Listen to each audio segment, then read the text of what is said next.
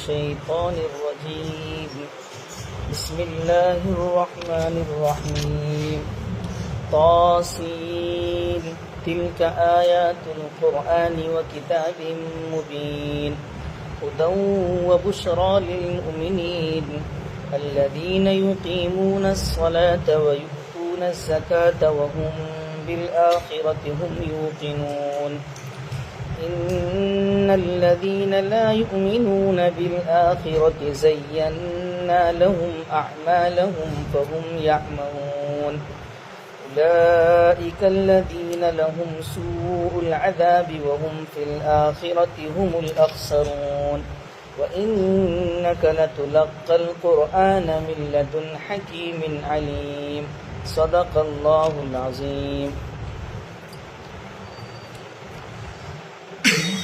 اللہ کی مہربانی سے گزشتہ ہفتے سورۃ الشعراء یہ مکمل ہو گئی۔ آج ہم ایک نئی سورت شروع کر رہے ہیں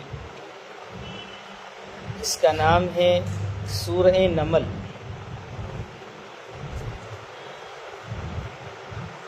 یہ سورت 27ویں سورت ہے۔ سورہ فاتحہ، سورہ بقرہ، سورہ آل عمران، اس ترتیب کے لحاظ سے اس سورت کا نمبر ہے کتنا؟ 27واں، اور نازل ہونے کے اعتبار سے یہ سورت 48ویں سورت ہے۔ قرآن کریم کی سورتیں جس ترتیب سے اتری ہیں، نازل ہونے کے اعتبار سے یہ سورت 48ویں ہے، یعنی قرآن کریم کی جو سورتیں نازل ہوئی ہیں وہ 48ویں نمبر پر یہ سورت نازل ہوئی ہے۔ اوپر کوئی نہیں ہے کیا؟ عمران سے کہہ دو کہ یا تو بچوں کو بھیج دے یا قابو میں کرے، عمران ہے وہاں۔ اس سورت میں 7 رکوع ہیں اور 93 آیتیں ہیں۔ سورت کا نام جیسا کہ میں نے آپ کو بتایا نمل ہے۔ نملون کے معنی چیونٹی کے آتے ہیں۔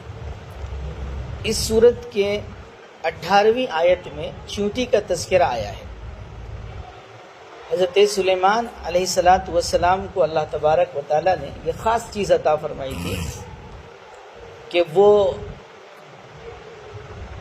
پرندوں کی آواز بھی سمجھتے تھے، زبان سمجھتے تھے، کیڑے مکوڑے کی بھی آواز کو وہ سمجھا کرتے تھے، وہ کیا بولتے ہیں وہ سمجھ جایا کرتے تھے۔ تو ایک موقع سے چونٹی کی گفتگو ان کے سامنے ہوئی ہے، اس مناسبت سے اس پوری سورت کا نام نمل رکھ دیا گیا ہے۔ یہ سورت مکی ہے۔ مکی پڑھا گیا جی، اب بات کو سنتے ہیں، اچھی طرح سمجھتے بھی ہیں۔ جمعہ میں بھی انہوں نے بہت اچھی طرح بات کو سمجھا۔ تو مکی صورتوں میں زیادہ تر جو مضمون آتا ہے، جو بات بیان کی جاتی ہے، وہ اللہ کی وحدانیت، حضور علیہ السلام کی رسالت کی جو سب سے بڑی دلیل ہے، معجزہ ہے قرآن کریم، اس کا تذکرہ، آخرت کا تذکرہ، جزا اور سزا کا تذکرہ، زیادہ تر مکی صورتوں کے اندر یہی باتیں بیان کی جاتی ہیں۔ اور پھر گزشتہ قوموں کا تذکرہ کیا جاتا ہے کہ ان لوگوں نے اپنے نبیوں کو مانا تو اس کے بدلے میں انہیں کیا فائدہ ہوا، اور نہ ماننے کی صورت میں ان کا نقصان کیا ہوا۔ بالعموم یہ مضمون ہوا کرتا ہے، یہ باتیں بیان کی جاتی ہیں مکی صورتوں میں۔ یہ چونکہ مکی صورت ہے اس لیے اس کے اندر بھی زیادہ تر ایسے ہی مضامین بیان کیے گئے ہیں۔ سورت کا آغاز جو ہو رہا ہے وہ 2 ایسے حرف سے ہو رہا ہے جس کو حروف مقطعات کہا جاتا ہے، تا سین۔ یہ لفظ چونکہ الگ الگ کر کے پڑھے جاتے ہیں اس وجہ سے اس کو کہا جاتا ہے حروف مقطعات۔ مقطعاتن کے معنی آتے ہیں الگ الگ کیا ہوا، کاٹا ہوا، ٹکڑے ٹکڑے کیا ہوا۔ چونکہ اس لفظ کو الگ الگ کر کے پڑھا جاتا ہے اس لیے کہا جاتا ہے کہ حروف مقطعات ہیں۔ یہ اس کا معنی کیا ہے اللہ ہی بہتر جانتے ہیں اس کے معنی. ہمیں اس کا معنی بیان نہیں کیا گیا ہمارے سامنے، اس لیے ہمیں اس کے پیچھے پڑنے کی ضرورت نہیں ہے. جن چیزوں کو ہمارے سامنے کھول کر بیان کیا گیا اس کو سمجھنا ہے، اس کے مطابق عمل کرنا ہے. اس کے بعد اللہ تبارک و تعالیٰ فرما رہے ہیں تلک آیات القرآن و کتاب مبین، کہ یہ جو آیتیں ہیں، یعنی حضور علیہ الصلوۃ والسلام جو قرآن کریم جو آیتیں اہل مکہ کے سامنے پڑھ کر سنا رہے ہیں، یہ قرآن کی آیتیں ہیں اور واضح کتاب کی. قرآن کی اور واضح، قرآن جو ہے وہی ہے واضح کتاب. ٹھیک ہے، واضح کس لحاظ سے ہے کہ قرآن کی باتیں بالکل صاف ستھری ہے، صاف ہے. کوئی بھی بندہ سمجھنا چاہے تو اسے سمجھنے میں کوئی پریشانی نہیں ہوگی. دنیا کے اندر بہت سے علوم ایسے ہیں کہ ان کو سمجھنے کے لیے آپ کے علم کی، آپ کی عقل کی ایک سطح ہونی چاہیے، لیکن یہ چیز ایسی ہے پڑھا لکھا بھی سمجھ جاتا ہے، دیہاتی بھی سمجھ جاتا ہے، شہر میں رہنے والا بھی سمجھتا ہے، عورتیں بھی سمجھ جاتی ہیں، مرد بھی سمجھ جاتے ہیں، بس سمجھانے والا چاہیے بس. تو اس کی جو باتیں ہیں، اور خاص طور پر بنیادی باتیں، اس کا تعلق ایمان سے ہے، عمل سے ہے، جنت جہنم آخرت ایسی چیزوں سے واقعات ہیں، ان کا سمجھنا بہت آسان ہے. بہت آسان انداز میں قرآن نے ان چیزوں کو سمجھایا ہے. جو مسائل ہیں اور ایسی چیزیں وہ تو خاص علماء سمجھتے ہیں، لیکن جو عام انسانوں کی ضرورت کی چیزیں ہیں وہ بہت کلیئر ہیں، اس کو سمجھنا کوئی دشوار نہیں ہے. اس لیے کہا کہ یہ آیتیں قرآن کریم کی اور واضح کتاب کی یہ آیتیں ہیں. اس کا مطلب یہ ہے کہ اس کو سمجھنا کوئی دشوار نہیں ہے. کوئی خود نہ سمجھنا چاہے وہ اور بات ہے، لیکن اگر سمجھنا چاہے گا تو اس کے لیے کوئی دشوار نہیں ہے. ہدی و بشریٰ للمؤمنین، یہ آیتیں قرآن کریم کی مسلمانوں کے لیے، مومنوں کے لیے گائیڈ کرنے والی ہے، رہنما ہے. اور جب قرآن کریم کی آیتوں کی روشنی میں انسان عمل کرے گا تو ظاہر ہے کہ جن چیزوں سے منع کیا گیا ہے اس سے رکے گا، اور جس چیز کو کرنے کو کہا گیا ہے اسے کرے گا. تو جب اس کی گائیڈنگ کے ساتھ انسان اپنی زندگی گزارے گا تو اسے کیا ملے گی؟ کیا ملے گی؟ جنت. اس کو کہا وہ بشریٰ، خوشخبری دینے والی ہے مومنوں کے لیے کہ جب یہ گائیڈنگ کر رہی ہے، اس گائیڈنگ کے مطابق جب انسان عمل کرے گا تو اسے جنت ملے گی. تو جنت کی، اچھے اعمال کی بنا پر جنت کی بھی خوشخبری دینے والی ہے. مومن کون لوگ ہیں؟ قرآن کریم کی آیت کی روشنی میں ہم بھی کہتے ہیں مومن ہیں، آپ بھی کہتے ہیں، سب کہتے ہیں، ہر ایک کو اپنے اوپر ناز ہے. قرآن کس کے بارے میں کہہ رہا ہے؟ الذین یقیمون الصلاۃ ویؤتون الزکاۃ وہم بالآخرۃ ہم یوقنون. مومن وہ بندے ہیں جو نماز کو قائم کرتے ہیں، نماز پڑھتے ہیں، یہ نہیں کہا ہے، نماز قائم کرتے ہیں، یعنی نماز کو جس طرح پڑھنا چاہیے اس طرح خود بھی پڑھتے ہیں اور دوسروں کو بھی نماز کی دعوت دیتے ہیں. یہ ہمارے تبلیغ والے بھائی ہیں، خود بھی کرتے ہیں، بے لوث ہو کر دوسروں کے پاس جاتے ہیں، دین کی باتیں بتاتے ہیں. نماز پہلا ٹارگٹ ان کا یہی ہوتا ہے. ایمان کے بعد وہ مسجد سے جوڑنے کی کوشش کرتے ہیں. یہ ساری چیزیں اقامت صلاۃ میں داخل ہے. نماز خود پڑھ لینا، یہ نماز کو قائم کرنا پوری طرح نہیں ہوا، کیونکہ سورۃ العصر کے اندر ہم نے پڑھا ہے والعصر ان الانسان لفی خسر الا الذین آمنوا وعملوا الصالحات وتواصوا بالحق وتواصوا بالصبر. ایمان لائے، عمل کیے، دوسروں کو بھی حق کی دعوت دیے، اور ادھر سے جو پریشانی آئی اس پر صبر کیے. یہ چار کام کیے تو پھر نقصان سے بچیں گے.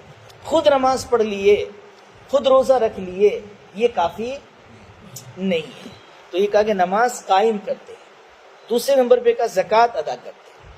دیکھیے دو عبادت ہے، ایک جسمانی عبادت نماز اور ایک مالی عبادت، یہ ہے زکوٰۃ.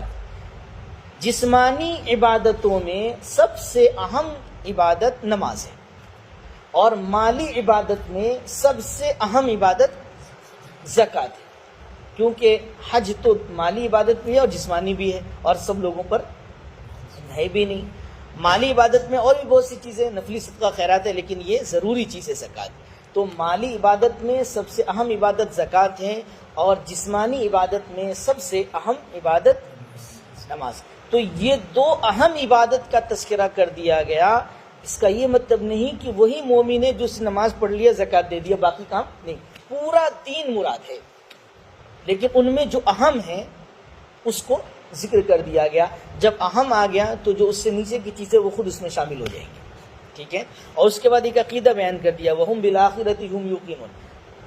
عمل تو بتا دیا، نماز اور زکوٰۃ، پھر عمل میں بھی جسمانی عمل بتا دیا، مالی عمل بتا دیا. اس کے بعد ایک عقیدہ بیان کیا کہ وہ آخرت کے دن پر بھی یقین رکھتے ہیں. آخرت کے دن پر یقین رکھنے کی عقیدہ ہے، اور اس کو بیان کیا گیا خاص طور پر اس لیے کہ بعض چیزیں ایسی ہیں کہ اس کو سب مانتے ہیں. یا اللہ کا ایک ہونا، بہت کم لوگ ہیں جو اللہ کو نہیں مانتے. اللہ کو تو مانتے ہیں. زیادہ تر جو خرابی پیدا ہو رہی ہے وہ اس بنیاد پر ہو رہی ہے کہ آخرت پر یقین نہیں ہے. مرنے کے بعد دوبارہ زندہ ہونا ہے، ہم نے جو کچھ دنیا میں کیا ہے اس کا حساب و کتاب ہونا ہے، اچھا برا بدلہ وہاں ملنا ہے. اس کا یقین زیادہ تر لوگوں کو نہیں ہے، بلکہ جن کو نہیں ہے سرے سے نہیں ہے ان کی بات ہی نہیں. ہم مسلمانوں کو بھی وہ یقین حاصل نہیں ہے جو ہونا چاہیے. کیوں؟ اگر ہمارا آخرت پر جیسا یقین اور ایمان ہونا چاہیے ویسا ہے تو پھر ہم سے گناہ کیوں ہو رہا ہے؟ سوال یہ پیدا ہوتا ہے کہ ہم جھوٹ نہیں بول رہے، چوری نہیں کر رہے، زنا نہیں ہو رہا، شراب بھی نہیں پڑے ہوئے، سود بھی نہیں پڑے ہوئے، وعدہ خلافی نہیں کر رہے، دوسروں کو ستا نہیں رہے، ساری چیزیں مسلمانوں میں ہو رہی نہیں ہو رہی. کیوں؟ اگر ہمیں یقین ہے، جیسا قرآن کریم نے کہا وَأَمَّا مَنْ خَافَ مَقَامَ رَبِّهِ وَنَهَى النَّفْسَ عَنِ الْهَوَىٰ فَإِنَّ الْجَنَّةَ هِيَ الْمَأْوَىٰ. کہ جو اللہ کے سامنے کھڑے ہونے سے ڈرے گا وہ اپنے آپ کو روکے گا برائیوں سے. آج ہم رک نہیں رہے ہیں، اس کا مطلب یہ ہے کہ ہمیں اس درجے کا یقین حاصل نہیں ہے کہ اللہ کے سامنے ہمیں کھڑا ہونا ہے، ایک ایک عمل کا حساب دینا ہے. تو یہ آخرت کا جو عقیدہ ہے یہ بڑا پاورفل عقیدہ ہے، کیونکہ اسی کو ماننے کے نتیجے میں ہم برائیوں سے رکیں گے. کیوں؟ جب بھی برائی ہمارے سامنے آئے گی فوراً ہمارے دل میں یہ یقین پیدا ہو جائے ارے اللہ کے سامنے کھڑا ہونا ہوگا، تو آدمی رکے گا. لیکن جب یہ عقیدہ کمزور رہے گا، ہمارا یہ خیال نہیں ہے ہوگا اس وقت، تو ہم برائیوں سے نہیں رکیں گے. اس لیے خاص طور پر اس کا تذکرہ کیا کہ آخرت پر یقین رکھتے ہیں، یعنی ہر طرح کی برائیوں سے وہ رکتے ہیں اس عقیدے کی بنیاد پر. ٹھیک ہے. یہ تو ایمان والوں کا حال بیان کیا کہ قرآن کریم ہدایت ہے اور خوشخبری دینے والی ہے مومنوں کو. وہ مومن کون ہوں گے؟ جو پوری طرح سے دین پر عمل کرنے والے ہوں گے، عقیدے کے بھی لحاظ سے اور عمل کے بھی لحاظ سے. اس کے بالمقابل کون لوگ ہیں؟ کہتے ان الذین لا یؤمنون بالآخرۃ زینا لهم اعمالهم فهم یعمہون. کہ وہ لوگ جو آخرت پر یقین نہیں رکھتے، ہم نے ان کے سامنے ان کے اعمال کو بڑا اچھا بنا کر پیش کر دیا ہے. فهم یعمہون، اس لیے وہ اسی میں بھٹک رہے ہوتے ہیں. جن لوگوں کو آخرت پر یقین نہیں ہوتا وہ برائیوں میں پڑے رہتے ہیں، اور یہی چیزیں انہیں اچھی لگ رہی ہوتی ہے، اسی میں پڑے رہے ہوتے ہیں، پھر انہیں ریورس آنے کا ان کے پاس موقع نہیں ہوتا ہے. یہ فرق ہے آخرت پر یقین رکھنے والے اور نہ رکھنے والے کے درمیان. مسلمانوں کے سامنے بھی دنیا ہے، دنیا کی چیزیں ہیں، دنیا کی خوشنمائی ہے، دنیا کا فریب، سب کچھ ہے.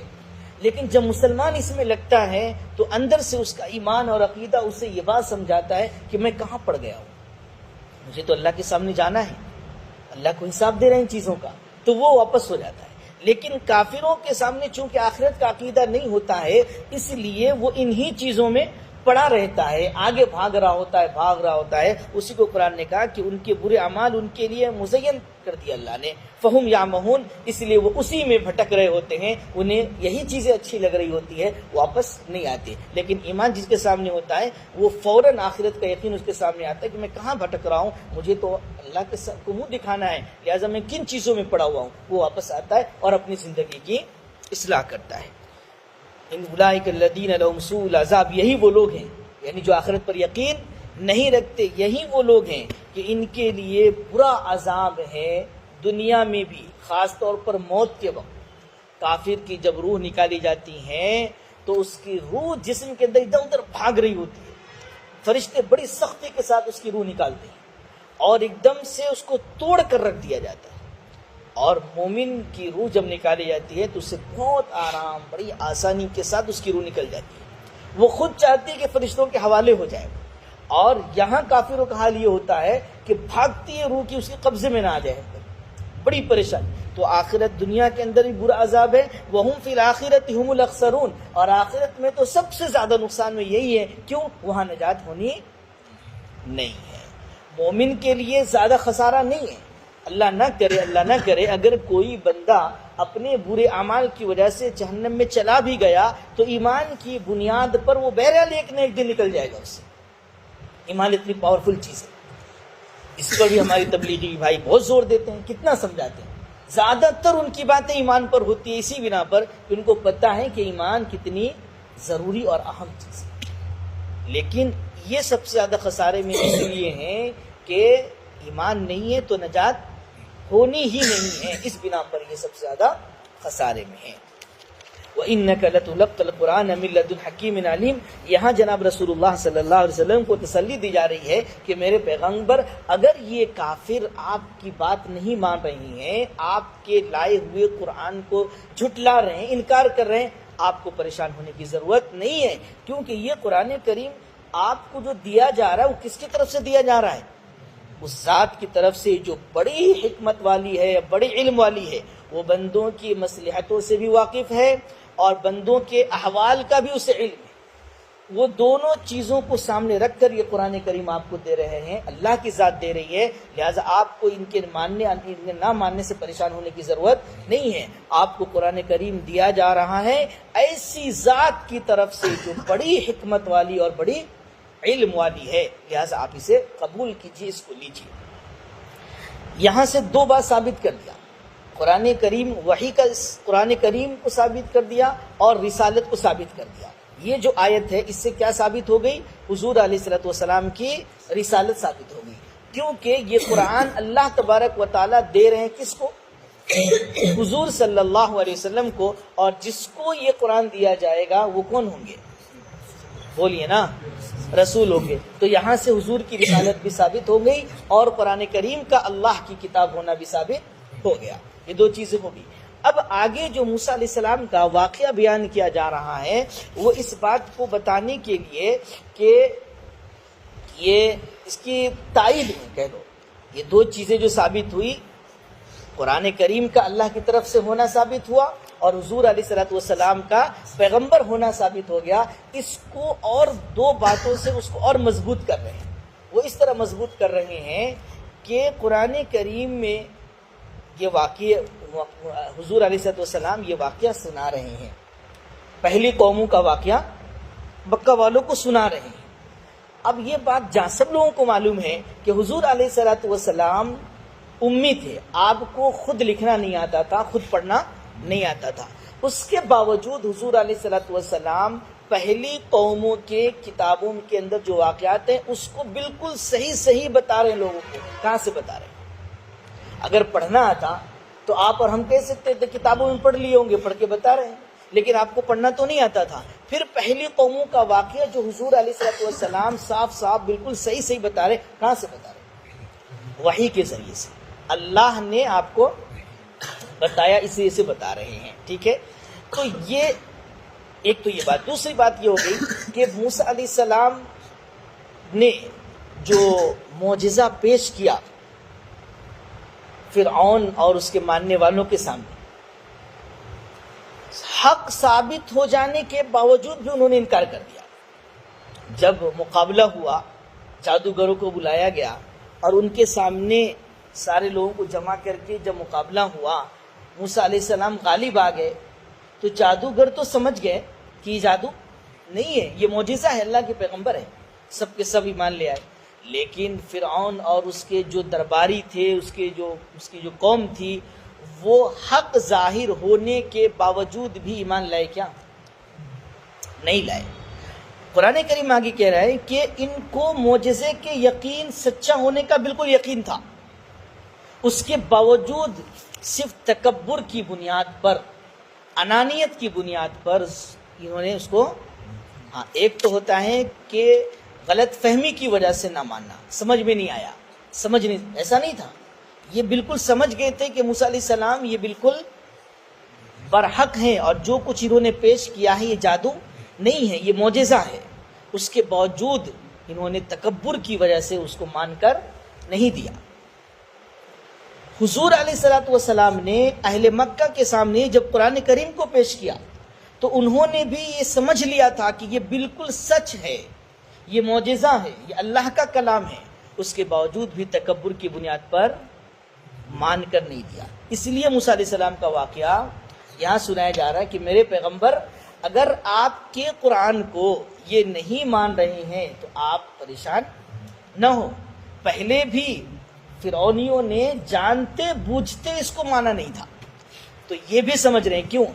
یہ تو فصیح تھے، بلیغ تھے بڑے، ہاں، عربی زبان کے اندر کتنی مہارت تھی، ان کی زبان عربی تھی، یہ مقابلہ کرنے کو تو کتنا چیلنج کیا گیا ہے ان کو، اس جیسا قرآن پیش کر دو، اس جیسی 10 سورت پیش کر دو، اس جیسی ایک سورت پیش کر دو، اس جیسی ایک بات ہی پیش کر دو، سب کے سب عاجز ہو گئے نا، سب پریشان ہو گئے نا، بنا سکے کیا ایسا قرآن؟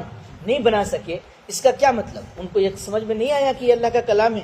اگر انسان کا کلام ہوتا تو ہم لوگ تو عربی زبان کے اندر بڑے ایکسپرٹ ہیں، ہم بڑے ماہر ہیں، تو ہم تو اس جیسا بنا سکتے تھے، لیکن بنا سکے نہیں۔ میدان جنگ میں آنا پڑا ان کو، لڑنا پڑا، حالانکہ ان کا دعویٰ تو آسانی سے ثابت ہو رہا تھا، گھر میں بیٹھے بیٹھے ایک صورت بنا دیتے، ایک بات بنا دیتے، بات ختم تھی، لیکن نہیں بنا سکے۔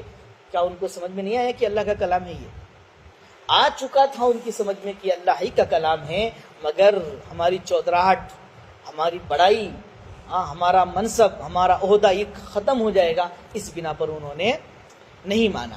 تو یہاں بھی اسی مناسبت سے یہ نہیں مان رہے، اور نہ ماننا ان کا جان بوجھ کر تکبر کی بنیاد پر ہے، جیسا کہ فرعونیوں نے نہیں مانا تھا۔ واقعہ حضرت موسیٰ علیہ السلام کا سنایا جا رہا ہے۔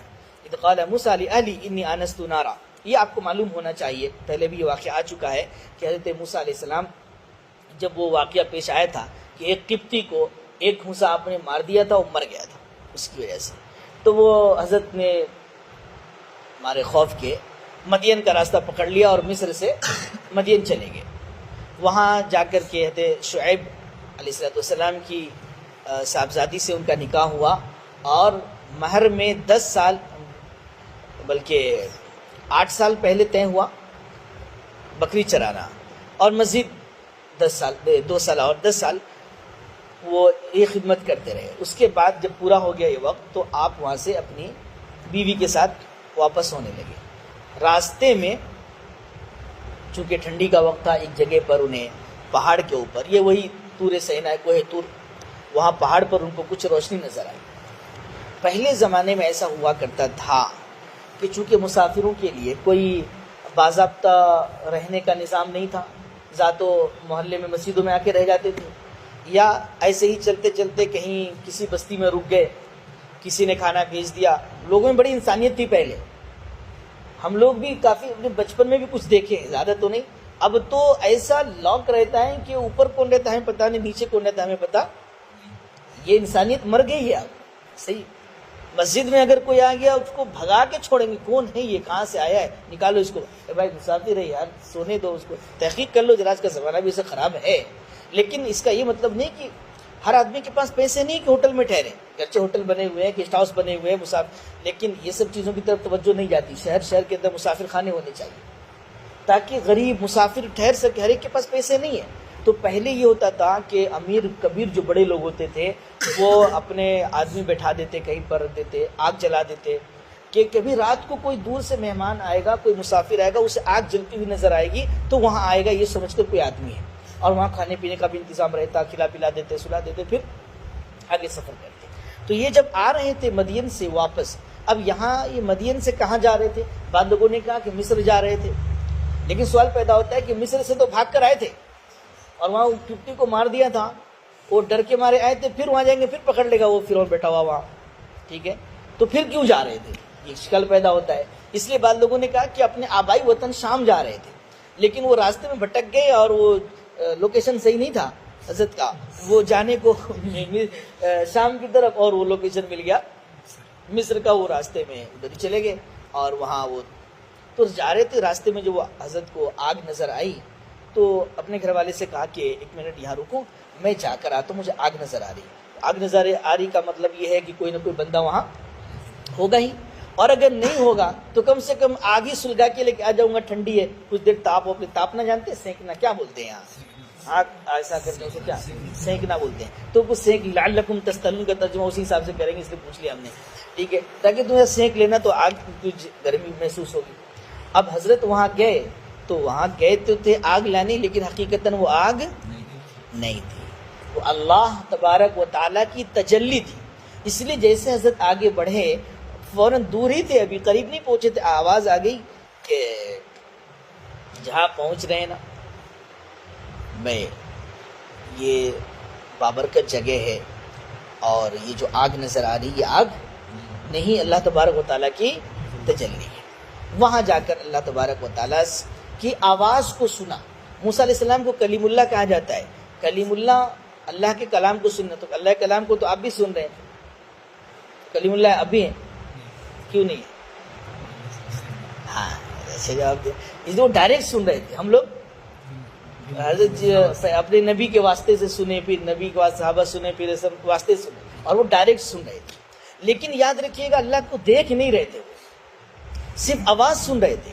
کیوں؟ اگلا سوال ان کا کیا تھا؟ رب ارنی انظر الیک، کہ میں آپ کو دیکھنا بھی چاہتا ہوں. اس کا مطلب یہ کہ صرف آواز آ رہی تھی، نظر اسی لیے دیکھنا چاہ رہے تھے. ٹھیک ہے، خیر، تو گئے تھے آگ لینے. وہاں جا کر کے آپ کو پیغمبری مل گئی، اور اللہ تبارک و تعالیٰ نے نبوت وہاں عطا فرمائی، اور کہا کہ جاؤ جہاں سے بھاگ کر آئے تھے نا، فرعون کے پاس بھاگ کر آئے تھے، وہیں جا کر تبلیغ کرو.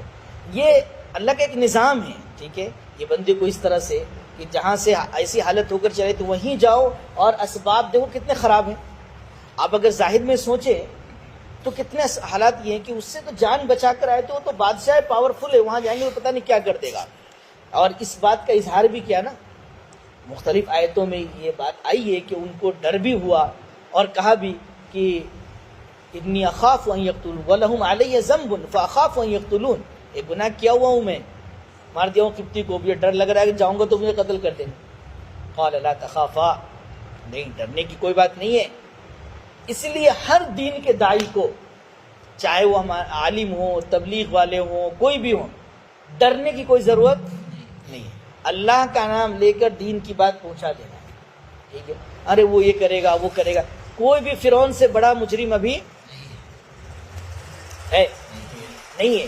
کیسی کسی سزا دی اس نے، ایک ہاتھ کاٹ کے، پیر کاٹ کر، دائیں سے بائیں سے میخ مار دیتا تھا ہاتھوں کے اندر، کیسی سزا دی ہے اس نے. تو آج کا کتنا بڑا بھی ظالم و جابر فرعون سے بڑھ کر نہیں ہے. اس لیے حالات کچھ بھی ہوں، آپ کو اچھے انداز سے اللہ کے دین کی بات پہنچا دیں. خیر یہ ہوا کہ اب جائے ان کے پاس، اللہ تبارک و تعالیٰ نے معجزہ عطا فرمایا، تو معجزے کا اظہار ہوا، اور یہ واقعہ بیان کیا گیا. جب موسیٰ علیہ السلام نے اپنے گھر والوں سے کہا انی آنست نارا، کہ میں نے آگ دیکھی ہے، سآتیکم منہا بخبر او آتیکم بشہاب قبس لعلکم تصطلون، کہ میں وہاں سے تمہارے پاس راستے کی خبر لے کر آتا ہوں. کوئی بندہ ہوگا تو راستہ معلوم کر لوں گا، لوکیشن سمجھ میں نہیں آ رہا ہے، اندھیرے میں کہاں جائے کدھر جائے، تو وہاں کوئی بندہ ہوگا تو وہاں سے راستے کی خبر لے کر آ جاؤں گا. او آتیکم بشہاب قبس، یا سلگایا ہوا کوئی آگ کا شعلہ لے آؤں گا تمہارے تاپنے کے لیے، سینکنے کے لیے. تاپنے پہ نکل گیا، ہمارے بہار میں تاپنا بولتے ہیں، سینکنے کے لیے کوئی آگ کا شعلہ لے کر آ جاؤں گا. یہ جو او ہے نا، آتیکم منہا، آتیکم منہا بخبر او آتیکم، یہ تم لوگوں کے لیے کہہ رہا ہوں. یہ او مانعۃ الخلو کا ہے کہ دو میں سے کوئی ایک بات ضرور ہوگی، دونوں بھی ہو سکتی ہے، یا دو میں سے ایک بات ضرور ہوگی، یعنی کوئی آدمی بھی مل جائے اور آگ بھی مل جائے، دونوں ہو سکتا ہے. یا یہ کہ اگر آدمی نہ ملے تو کم سے کم آگ تو ہے ہی، آگ لے آؤں گا، لیکن دونوں میں سے کوئی بھی نہ ہو، یہ نہیں ہو سکتا ہے. تو یہ او مانعۃ تم منطق پڑھتے نہیں ہوگے تو مزہ نہیں آتا ہے. یہ مزہ نہیں آتا تو قرآن کیسے سب لوگ دیکھو، قرآن میں بھی اللہ تبارک و تعالیٰ مانعۃ الخلو کا او لا رہے ہیں. چلیے تمہارے لیے کہا ہے، یہ بیچارے پریشان ہو جائیں گے ہمارے، یہ مانعۃ الخلو کیا ہے. ٹھیک ہے، فلما جاءها نودي ان بورك من في النار ومن حولها، جب موسیٰ علیہ السلام اس آگ کے پاس آئے تو آواز آئی کہ بابرکت ہے وہ جو اس آگ میں ہے، اور وہ بھی بابرکت ہے جو اس کے آس پاس ہے، آگ میں کون ہے؟ آگ تو حقیقتاً نہیں ہے وہ، تو کون ہے وہ؟ ہاں، تجلی میں کون ہے؟ اللہ، اللہ کی تجلی ہے وہ، تو بابرکت ہے یعنی کون؟ اللہ. یہ سمجھنا ترجمہ. بعض لوگوں نے اس کا ترجمہ فرشتے سے بھی کیا ہے، لیکن اس کا ترجمہ کیا کرنا ہے آپ کو؟ بابرکت ہے وہ جو آگ میں ہے، یعنی جو اس تجلی میں ہے، یعنی اللہ، اور وہ بھی جو اس کے پاس ہے. کون کون ہے؟ موسیٰ علیہ السلام. واہ، وسبحان اللہ رب العالمین. اور اللہ کی ذات پاک ہے جو تمام جہانوں کا پالنہار ہے. پاک ہے کا مطلب وہ اس کی تجلی ہے، وہاں اس کا جسم اور وہ کس طرح وہاں موجود ہے، یہ سب چیزوں سے اللہ تبارک و تعالیٰ پاک ہے. یا موسیٰ انہ انا اللہ العزیز الحکیم. وہاں اللہ تبارک و تعالیٰ نے آواز دی، اے موسیٰ بے شک میں ہی زبردست اور حکمت والا خدا ہوں. جو میں تم سے بات کر رہا ہوں نا، جو آواز پہنچ رہی ہے، تم پریشان نہیں ہونا کون ہے کہاں سے بول رہا ہے. میں ہی زبردست حکمت والا خدا ہوں جو تم سے بات کر رہا ہوں. لہذا معجزہ لے لو اور نبی بن جاؤ. القی عصاک، اپنی لاٹھی جو ہاتھ میں ہے اس کو ڈال دو. فلما رآہا تہتز کأنہا جان ولا مدبرا ولم يعقب. جیسے ہی حضرت موسیٰ علیہ السلام نے اس ہاتھ میں جو عصا لاٹھی تھی اسے ڈالا تو دیکھا کہ وہ بالکل سانپ کی طرح تیزی سے حرکت کر رہی ہے. وہ سانپ نہیں ہے، وہ سانپ کی طرح، کأنہا جان، گویا کہ ایسا لگ رہا تھا کہ وہ سانپ ہے، اور سانپ کی طرح بالکل حرکت میں آ گئی وہ. اب ایک انسان ہونے کے ناطے ڈر تو پیدا ہو ہی جائے گا نا. اچانک یہ ڈالا سانپ، تو یہاں پر لوگ کہتے ہیں موسیٰ علیہ السلام کا ایمان مضبوط نہیں تھا، ڈر گئے. کتنی حماقت والی بات ہے یہ. بھئی وہ انسان ہے، نبی بھی انسان ہی ہوتا ہے. اچانک کسی کے سامنے ایک چیز سامنے ڈرنے لگے گا، پہلے سے کچھ پتہ ہی نہیں ہے. انسان ہونے کے ناطے ڈر ہو گیا. نبی انسانیت سے خالی ہوتا ہے کیا؟ یہ اس لیے ایسی فضول باتیں کرنے کی ضرورت نہیں ہے. نبی سے زیادہ مضبوط ایمان کس کا ہو سکتا ہے؟ بولو نا. ہاں، کسی کا نہیں ہو سکتا. یہ جو ڈر ہے یہ طبعی ڈر ہے. انسان ہونے کے ناطے جو بھی خوف والی چیز آئے گی ڈر پیدا ہو ہی جائے گا آپ کو. تو اس کا مطلب کہ ایمان کمزور ہے. اشیر آ گیا ہم ڈر گئے تو کیا ایمان کمزور ہو گیا؟ یار تو بھائی لے جا، تو ہی جا، تیرا ایمان مضبوط ہے، جا اس کے سے لڑ. یہ کتنی بے عقلی کی بات ہے نا. یہ ڈر جو ہوا وہ انسان ہونے کے ناطے ڈر تو ہو ہی جائے گا. اچانک یہ کیا بن گیا؟ یہ پہلے سے کچھ پتا بھی نہیں ہے. ایک تو یہ ہے کہ وہ سلیمان علیہ السلام کی وفات ہو گئی نا، تو اس پہ عصا پہ سارے کھڑے ہوئے، تو وہاں پہلے سے کچھ بتا دیا گیا ہے، وہ ایک الگ بات ہے. لیکن جب پہلے سے کوئی چیز نہیں بتائی گئی کہ یار یہ آپ لاٹھی ڈالو، یہ ایسا ہو جائے گا، اس میں گھبرانے کی ضرورت نہیں ہے، پھر پہلے سے نہیں بتایا گیا تو اچانک ایسا ہو گیا تو ڈر نہیں ہوگا. نوید بھائی ہوگا نہیں ہوگا؟ ہاں بالکل صحیح. تو بھاگنے لگے، واللہ مدبرن. یہ جو بھاگنا شروع کیا موسیٰ علیہ السلام نے، تو سانپ بن گیا وہ. تو ڈر تو مجھے تو مرے ہوئے سانپ سے بھی ڈر لگتا ہے، بلکہ اس کی تصویر سے بھی ڈر لگتا ہے، بلکہ کوئی سانپ کا نام لے لے تو مجھے ڈر لگتا ہے. واقعی تو مجھے بہت ڈر لگتا ہے اس سانپ سے. تو بھاگنے لگے وہ. ولم یعقب، پیچھے مڑ کر بھی نہیں دیکھ رہے ہیں کہ ہے کہ نہیں، چلا گیا. بھاگنا شروع کر دیا. حضرت نے آواز ہے، یا موسیٰ لا تخف. کیا ہو گیا موسیٰ؟ ڈرو نہیں، ڈرو نہیں، یہ سانپ نہیں ہے، یہ تو دوسری چیز ہے. آپ ڈر کیوں رہے؟ انی لا یخاف لدی المرسلون. میری بارگاہ میں رسول ڈرا نہیں کرتے.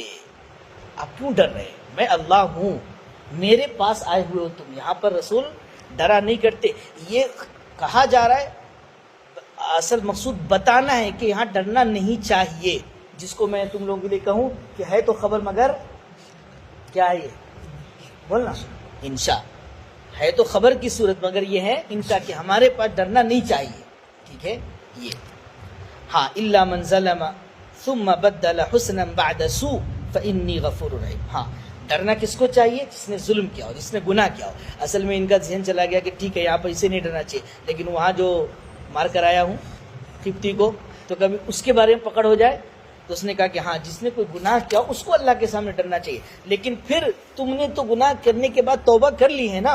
قبطی کو جو مار دیا تھا تو توبہ تو ہو گئی نا. اس لیے توبہ کے بعد برائی کے بعد اگر کسی نے نیکی کر لی نا تو پھر میں بڑا غفور الرحیم ہوں، معاف کر دیتا ہوں. لہٰذا اس واقعے سے بھی ڈرنے کی ضرورت نہیں. صاحب سے ڈرنے کی ضرورت ہے، اور نہ وہ قبطی کو جو مار دیا تھا وہ واقعہ اگر ستا رہا ہو آپ کو کہ کبھی اس میں پکڑ ہو جائے تو اس سے بھی کیوں؟ اس لیے کہ قصور ہوا، لیکن اس کے بعد تم نے کیا کر لیا تھا؟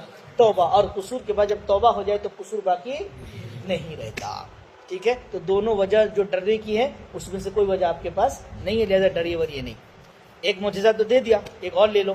وَأَدْخِلْ يَدَكَ فِي جَيْبِكَ تخرج بيضاء من غیر سوء، اور اپنے ہاتھ کو آپ داخل کیجیے اپنے گریبان میں، وہ ہاتھ نکلے گا بالکل سفید روشن بغیر کسی بیماری کے. یعنی بعض مرتبہ بیماری کی وجہ سے سفیدی آ جاتی ہے، یہ جو ہے یہ بیماری وغیرہ کی وجہ سے نہیں، یہ سفیدی یہ معجزے کے طور پر جب ہاتھ ایسے داخل کر کے نکالتے تھے حضرت تو پورا ہاتھ ایک دم روشن چمکدار ہو جاتا تھا، ایسی روشنی اس سے نکلتی تھی. فی 9 آیات، یہ 2 معجزے بھی ہیں نا، یہ 9 میں سے ہیں. موسیٰ علیہ السلام کو جو معجزے کتنے دیے گئے تھے ٹوٹل؟ 9. وَلَقَدْ آتَيْنَا مُوسَىٰ 9 آیَاتٍ بَيِّنَاتٍ. تو یہ جو 2 کا تذکرہ ہوا یہ بڑے ہیں، اور پہلے تو اسے کہا کہ وہ 9 میں سے یہ 2 ہیں. ٹھیک ہے، اور الگ الگ وقتوں میں اور بھی دیے جائیں گے. ان سب کو لے کر کہاں جاؤ؟ اِلَىٰ فِرْعَوْنَ وَقَوْمِهِ، فرعون کے پاس جاؤ، ہاں، اور اس کے قوم کے پاس. اِنَّهُمْ كَانُوا قَوْمًا فَاسِقِينَ، بڑے سڑیل ہو چکے ہیں، ہاں، بڑے کیا ہو چکے ہیں؟ سرکش ہو چکے ہیں، بڑے نافرمان ہو چکے ہیں. جاؤ ان کو سمجھاؤ ذرا. فَلَمَّا جَاءَتْهُمْ آيَاتُنَا مُبْصِرَةً قَالُوا هَٰذَا سِحْرٌ مُّبِينٌ. جب فرعون اور ان کے ماننے والوں کے پاس ہمارے واضح کلیئر معجزے آئے تو کیا کہہ دیا ان لوگوں نے؟ یہ تو کھلا ہوا جادو ہے. صاف صاف معجزے کو کیا کہہ دیا؟ کھلا ہوا جادو ہے. وَجَحَدُوا بِهَا ظلماً وعلوا. آیت کو ذرا میں وہ کر رہا ہوں، ٹھیک ہے. وَجَحَدُوا بِهَا ظُلْمًا وَعُلُوًا، ان معجزات کا ان لوگوں نے انکار کر دیا. کیوں کیا؟ ظلماً وعلوا، ظلم اور تکبر کرتے ہوئے. یعنی جان رہے تھے کہ یہ سچ ہے بالکل، اس کے باوجود بھی انکار کیا. کیوں انکار کیا؟ ظلماً وعلوا، ظلم اور تکبر کی بنیاد پر. وَاسْتَيْقَنَتْهَا أَنفُسُهُمْ، جبکہ ان کے دل اس کو یقین کر چکے تھے. یعنی ان کے دل نے اس کو ایکسیپٹ کر لیا تھا کہ بالکل واقعی معجزہ ہے یہ، لیکن پھر بھی ظلم اور تکبر کی بنیاد پر اس کا انکار کر دیا. فانظر کیف کان عاقبۃ المفسدین، تو پھر انکار کر دیا تو دیکھو فساد مچانے والوں کا انجام کیا ہوا، کہ دنیا میں غرق آخرت میں حرق. دنیا میں غرق اور آخرت میں حرق. دنیا میں تو ڈبو دیے گئے، غرق ہو گئے، اور آخرت میں جہنم میں جلا دی گئے. لہذا اہل مکہ کو یہ واقعہ سنایا گیا کہ دیکھو فرعونیوں نے بھی موسیٰ علیہ السلام کے معجزے کو صحیح سمجھتے ہوئے نہیں مانا تھا. انجام کیا ہوا دیکھ لیا. تم اہل مکہ قرآن کو معجزہ سمجھتے ہوئے بھی نہیں مان رہے ہو، یہی حال تمہارا بھی ہے. لہذا جب قصور وہی ہے تو سزا بھی وہی رہے گی. لہذا ان کا حرق ہے تو تمہارا بھی وہی آگ میں جلنا مقدر ہوگا اگر نہیں مانو گے تو. لہٰذا ابھی دنیا کے اندر موقع ہے ہر نہ ماننے والوں کے لیے. یہی ہے، صرف مکہ کی کفار کے لیے نہیں، ہر کافروں کے لیے قرآن آج وہی کہے گا کہ اس قرآن کو مانو، اس پر ایمان لاؤ. نہیں مانو گے تو پھر وہی انجام ہوگا جو فرعونیوں کا معجزے کو انکار کرنے کی وجہ سے ہوا. اللہ تبارک و تعالی ہمیں اور آپ کو قرآن کریم سمجھنے کی اور اس کے مطابق اپنی زندگی گزارنے کی توفیق نصیب فرمائے. آمین. وآخر دعوانا ان الحمد للہ رب العالمین.